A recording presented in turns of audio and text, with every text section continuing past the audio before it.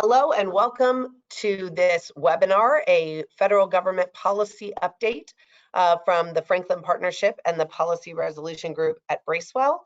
I'm Caitlin Sickles, a principal in the Policy Resolution Group at Bracewell, and joining me on this webinar is Omar Nashashibi of the Franklin Partnership and John Guzik, also of the Franklin Partnership.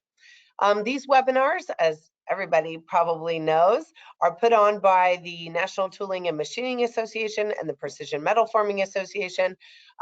They are designed to bring you updates about what is happening in the federal policy space, both in the legislative side and the regulatory side, and how those actions happening in DC impact manufacturing businesses across the country.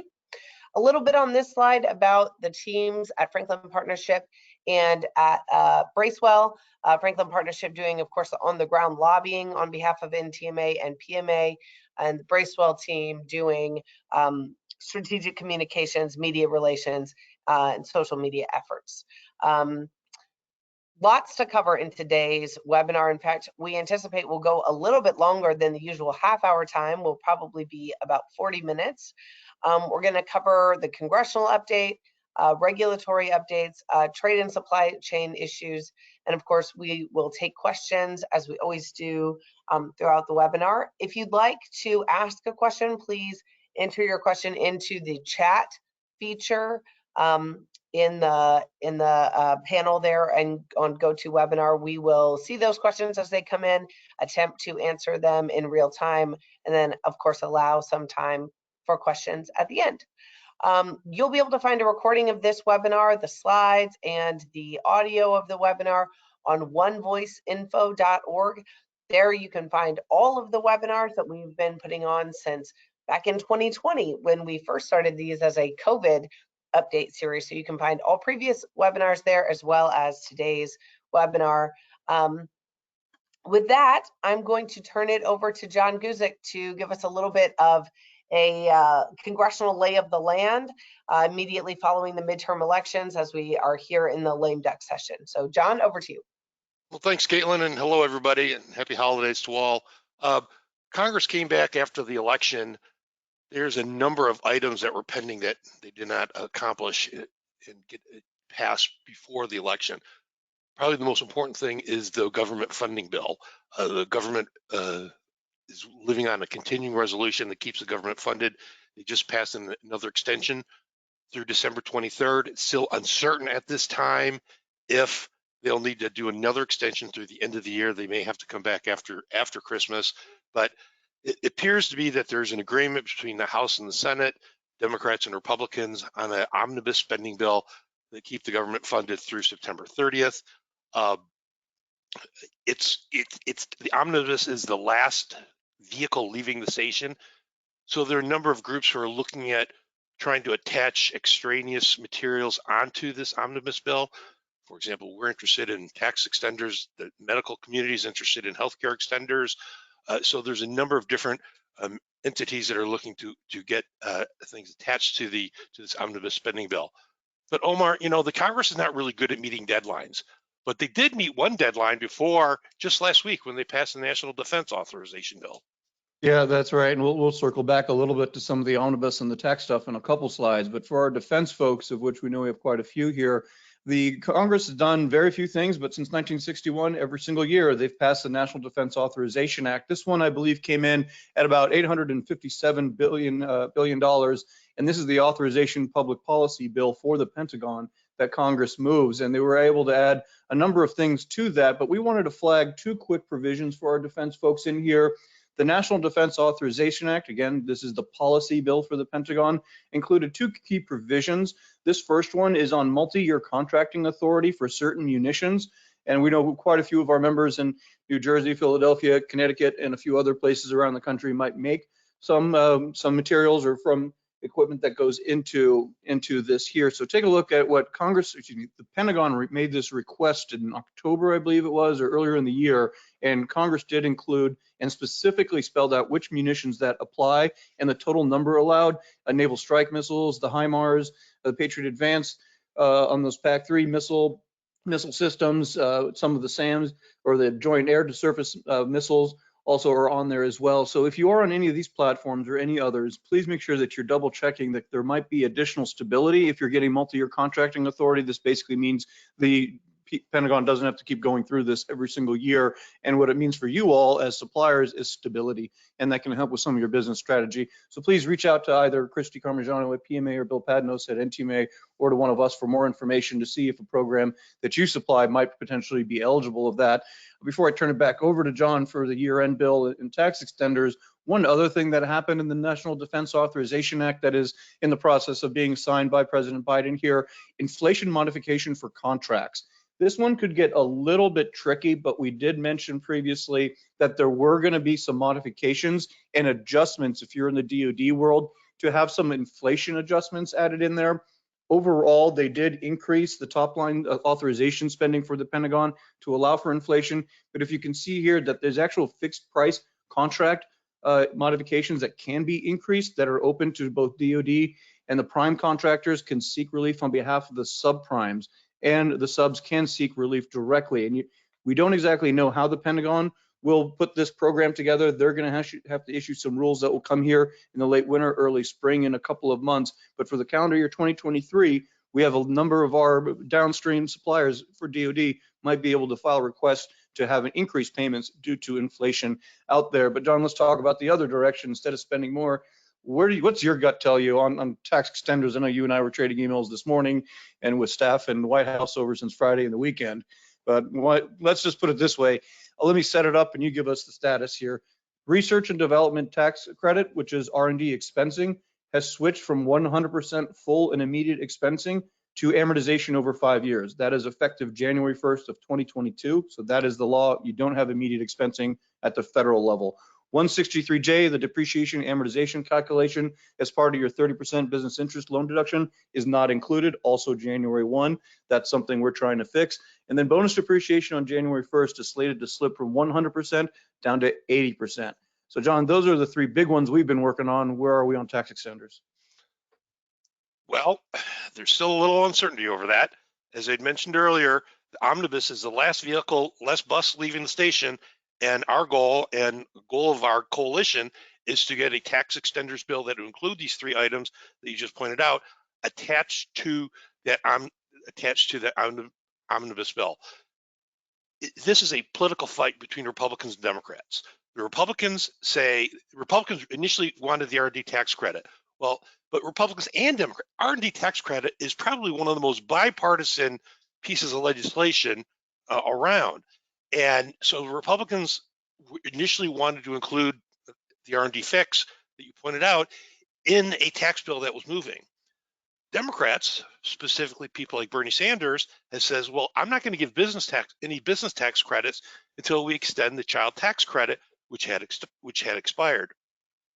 And so in one of my communications we got this week from one of the Senate Republican offices, the Republican senators say that's not a fair deal because the R&D tax credit is bipartisan. The child tax credit is not bipartisan. It's more of a partisan thing. So right now we are at a standstill. It's the question is, if you don't do it now, when is the Congress going to do it? Because as we point out, is when the new Congress comes in January 3rd, there's 51 Senate Democrats. That's a far cry from the 60 to get something passed. And so if we don't get this tax provision passed now, it's uncertain when these fixes will take place. I think it's really important what John just said. From a business strategy planning standpoint, you're going to know by the end of this week what your next year is going to look like. And here's a couple of things from the current survey that we're out in the field right now for One Voice.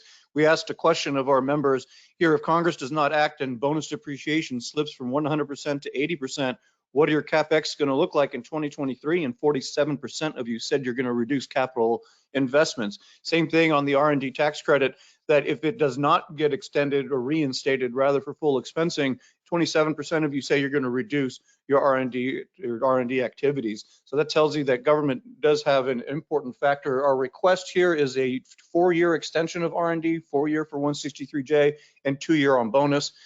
John, I am now on the pessimistic side, whereas up till now I was quite optimistic that they'll get some changes, but I'm not feeling very, very optimistic after the last 3 or 4 days with contacts around town.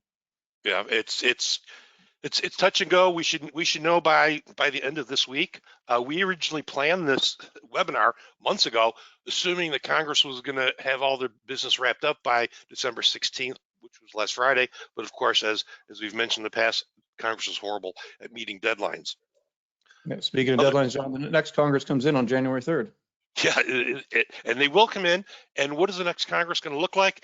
If any of you have listened to our podcast, and we had a couple political podcasts before and just after the election, the new makeup of the House is going to be 222 Republicans, which is the same number that the Democrats had when they controlled the House this past Congress. So there's really no margin for error, and it's going to be really interesting to watch what happens on January 3rd. One of the first acts that Congress needs to do is select a speaker, and Kevin McCarthy, who's the current minority leader, is running for speaker. And will he get the necessary votes to become speaker? There's really no margin for error. No margin for error. When the Democrats were in control, there was competition between the moderates and the progressives. Well, now that Republicans only have a slim 4 or 5 seat majority, the competition is between the moderates and the far right. And so we're seeing that play out in the race for speaker. Already, I think 5 or 6 conservative Republicans have already indicated they're not going to vote for Kevin McCarthy under any circumstance that would prevent him possibly from being elected speaker. As I've said in the past, I don't know why you'd want to be speaker with such a small majority, but that is the lay of the land right now. And then, of course, in the Senate, you've got 51 Democrats controlling the Senate, a far cry from the 60 you need to pass anything. Yeah, it's going to be a tough run. In January, we'll get a little bit more into what to expect legislatively into the next Congress, but we did just want to give you a quick snapshot now that the dust has settled on all the seats to give you an idea of where things stand for the next Congress, the 118th that will be sworn in. But tis the season, so we couldn't help putting up this safety checklist that the OSHA is putting out there as part of its promotion activities. But just a quick couple of things on the regulatory slides as we are moving forward here. Just wanted to give you a heads up. This was notified a few months ago, but for those of you that are going to start looking in January to maybe file early your OSHA 300 days, there is a new process for filing this online.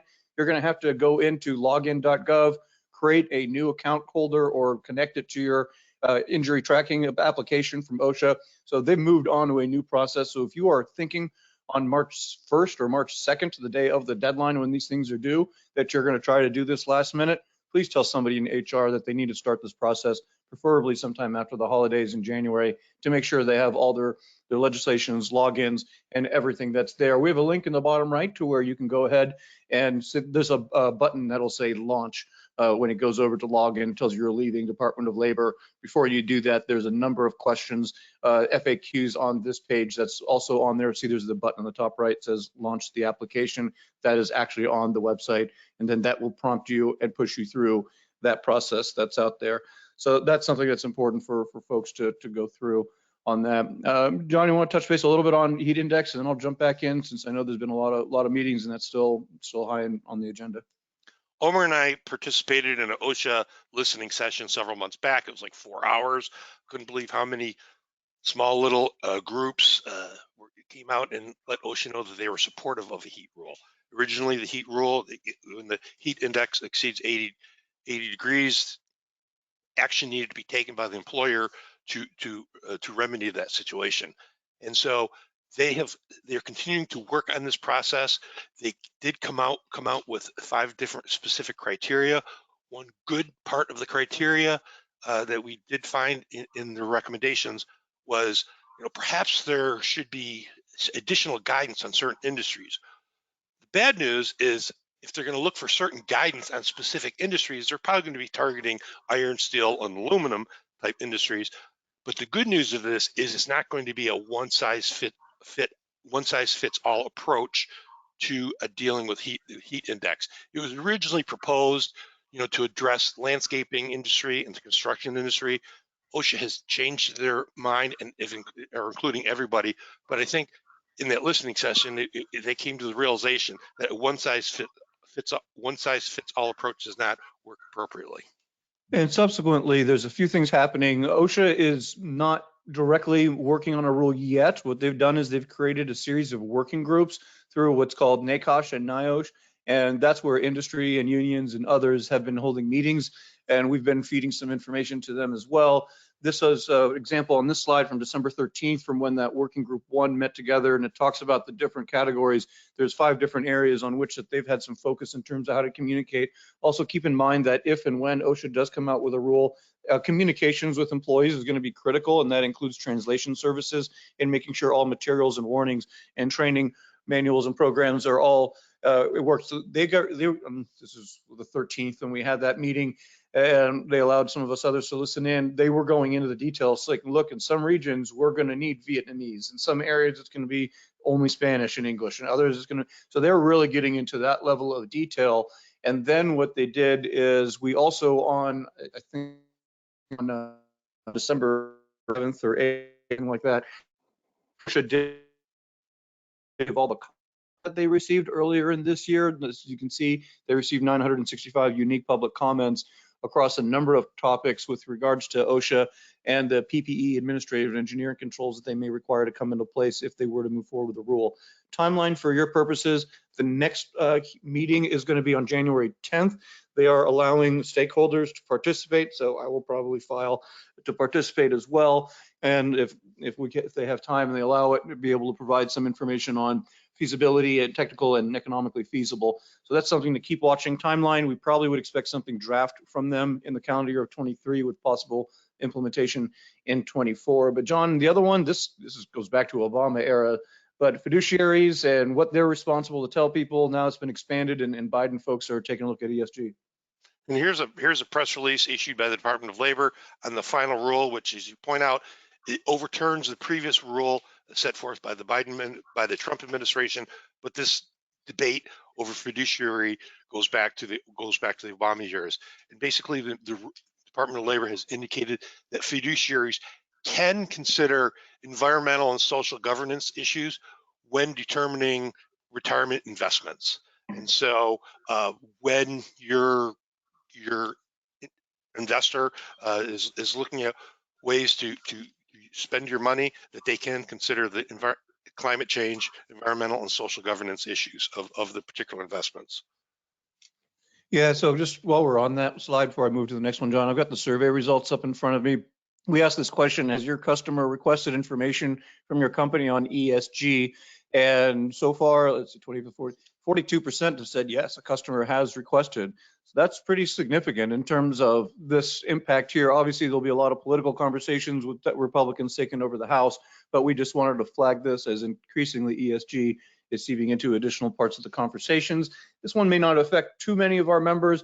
Actually, it might, but industrial boilers, this has been going back and forth. Supreme Court rules, this literally is over 10 years old on industrial boilers. We call this the Boiler MACT, M-A-C-T rule that's out there. And they finally have put out their final actions, updated the emissions limits, and they said they're going to increase it, or tighten rather, emissions limits on 28 out of the 34 categories. And then you can see how some manufacturers in our industry might be effective if you have an industrial commercial type of boiler or process heaters in your facility that's out there. And just one thing, just quickly, just one thought was interesting we wanted to flag, since we've been discussing, especially on the NTMA side, the roles of small businesses and downstream suppliers over at DoD. The SecDef established an Office of Strategic Capital in partnership with the Small Business Administration, that they're going to try to connect companies that are building new critical technologies on national securities with additional capital, and then trying to bridge that gap in terms of getting from the R stage over to the P, which means from research over to procurement, and then making sure that private equity has a role in this as they try to build that out.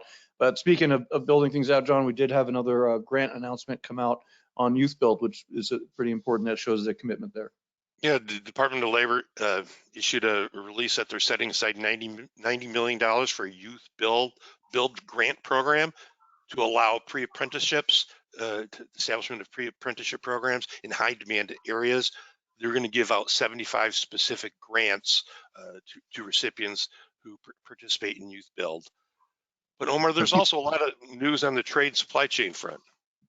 Yeah, there really is. Before we get into that, I thought it would be quick, interesting. This came across our desk a few weeks ago in late November, and just 1 year anniversary of the infrastructure law. I know a lot of people think that Congresses do nothing, but this Congress passed a lot of bills, good or bad, spending a lot of money, good or bad. Just a sample of where some of the dollars here on the bipartisan infrastructure law have already been announced or obligated to go. And one thing that we heard from some of our mold builders the other day is that they're already starting to see backups and backlogs because of increased activity due to infrastructure that's out there. But John, to your point, there's been still continuing activity on the supply chain side. We've talked about the CHIPS semiconductor bill. The president signed into law on August 9th.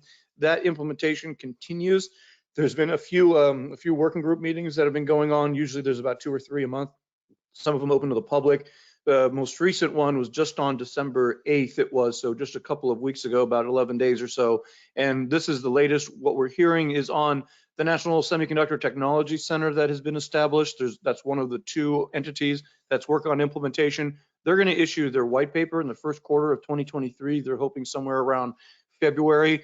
And what they're hoping to do there is to see where there's gaps in the entire supply chain, see where additional engineering and program capabilities need to be built out, where they can involve the future of private sector. This is very much a private sector driven program here. And so the Department of Commerce folks, they don't want to get out ahead of what industry believes that they can do on a timeline. So that's how they're putting out some of these roadmaps, as you can see. And then the CHIPS semiconductor RFI has finally closed.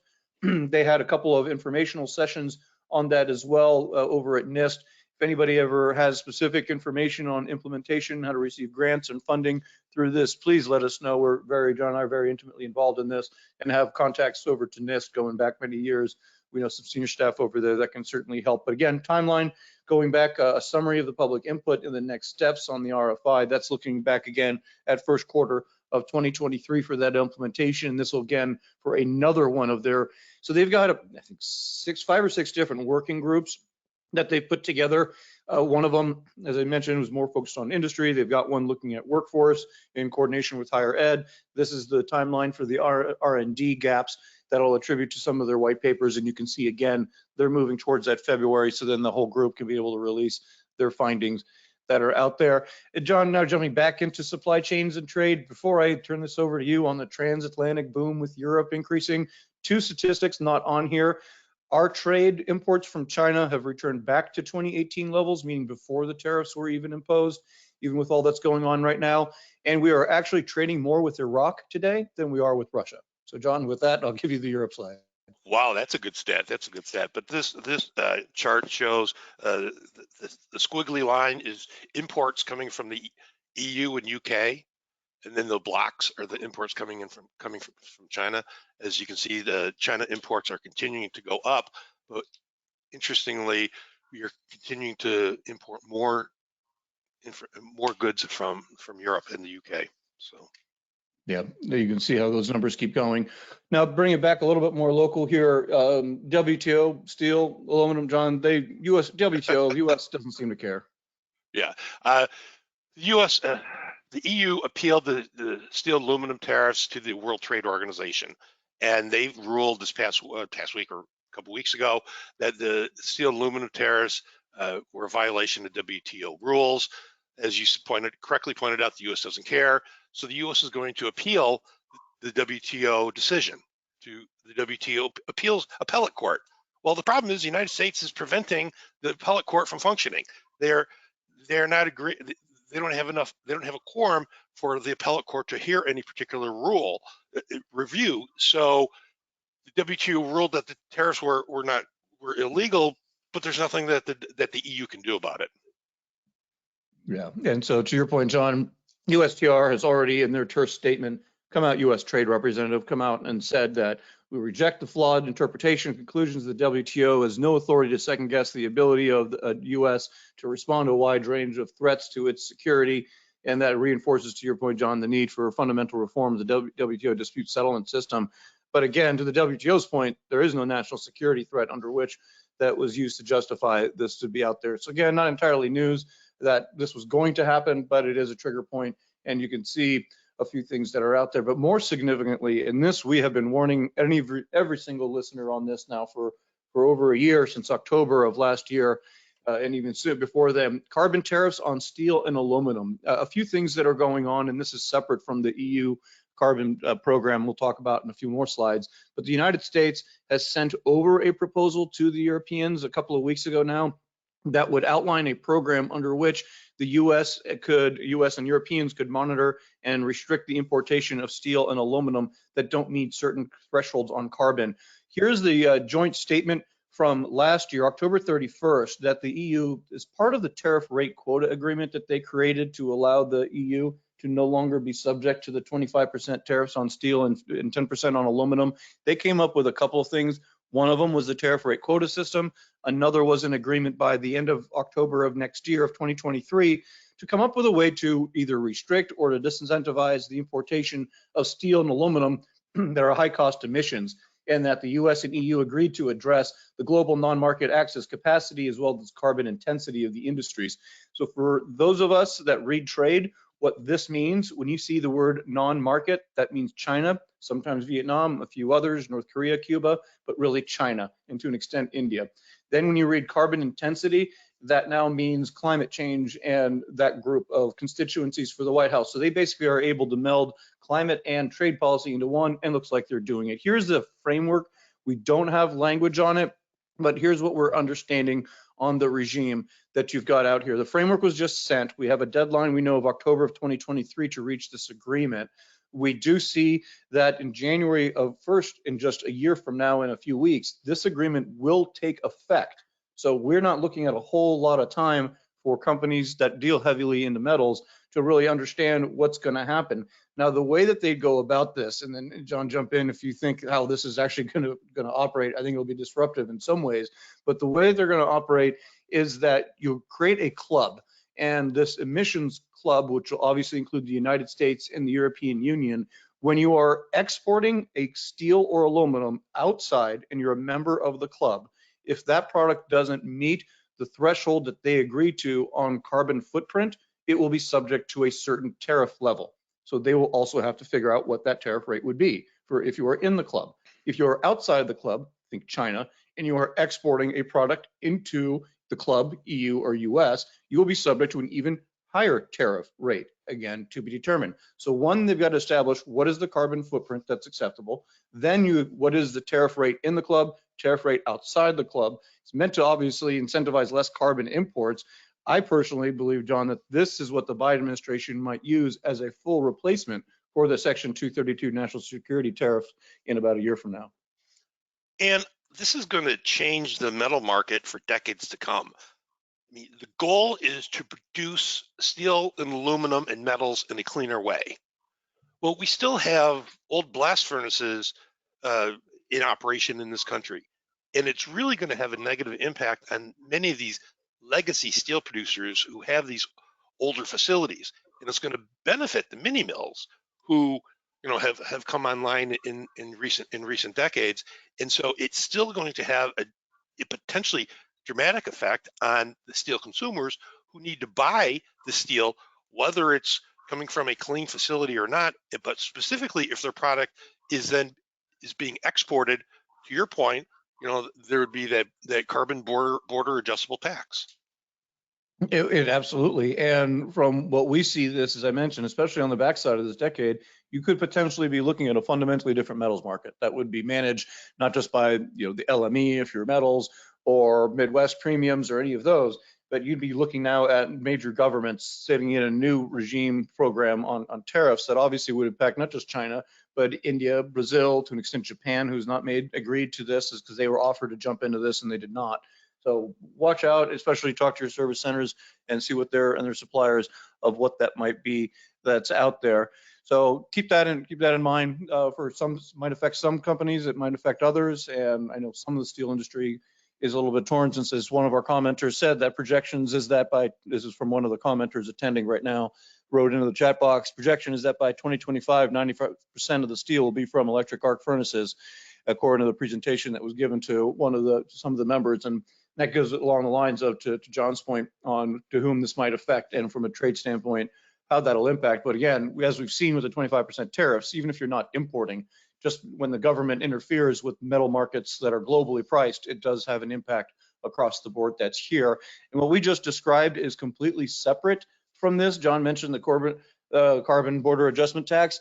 This is similar to what we were talking about, the products to have a carbon price that the European Union now, and they just moved through, you can see the timestamp on December 13th, that the European Commission has agreed to move forward with a carbon border adjustment mechanism as the EU's landmark tool to put, quote, a fair price on carbon emitted during the production of carbon intensive goods that are entering the EU and to the account of the cleaner industrial production of non-EU countries. So you see how the previous slide really does fit in well with what, shouldn't use that phrase, but they just fit in partnership with a lot with what the EU is already working on its own. And this is in addition to the trading system, the emissions trading system that I definitely encourage you to read up about. Financial Times has covered that pretty well. As we show you this next slide here on products to have a carbon price, we had one question come in here in the box, and I'll pause for a minute to ask it. Does, quote, the club include all 3 USMCA countries so as to prevent China from end running the US tariffs? And that's an excellent comment since China continues to do that.